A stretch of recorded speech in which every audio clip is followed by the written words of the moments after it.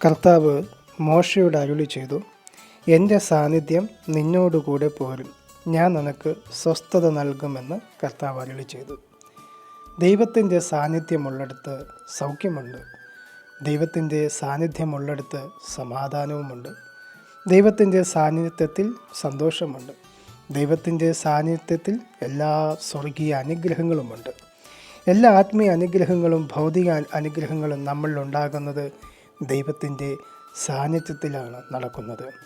ദൈവസാന്നിധ്യമില്ലാത്ത ആരാധനയും ദൈവസാന്നിധ്യമില്ലാത്ത പ്രസംഗങ്ങളും ദൈവസാന്നിധ്യമില്ലാത്ത സഭായോഗങ്ങളും ദൈവസാന്നിധ്യമില്ലാത്ത ശുശ്രൂഷകളെല്ലാം ഒരു തരത്തിലൊരു ശൂന്യമായി തോന്നാം.